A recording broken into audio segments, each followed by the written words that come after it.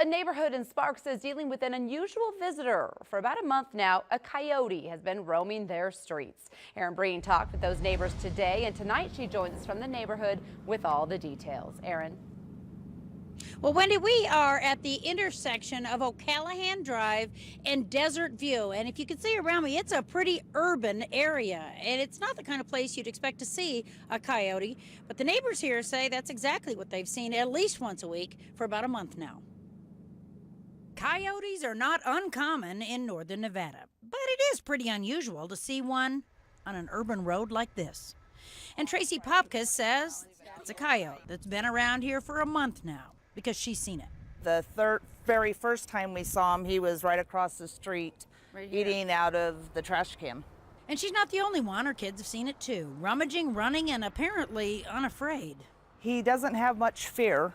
The one day that my sister saw him, she had her two very large dogs out, and there was one of the neighbors that was walking his very large dog, and he just ran right between them like it was no big deal.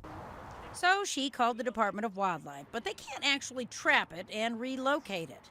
And they say that they're seeing all kinds of wildlife move down into the urban areas because of the drought.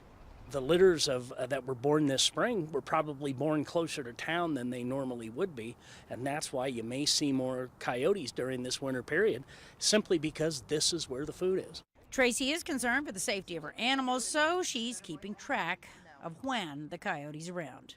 He is usually out on Thursdays or Fridays late at night, early mornings when the garbage cans are out. Which makes sense. So does keeping your animals inside.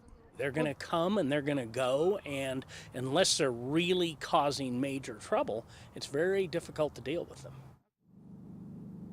Okay, so here's their best advice. They say it's the same advice they give for when bears are in the area, and that is to keep a lid on the trash cans, keep the food put away, and keep small animals inside. Now, Chris Healy says coyotes are pretty smart, and once they figure out that there isn't much food around for them, they will naturally move on. Covering the story in Sparks, Erin Breen, Channel 2 News.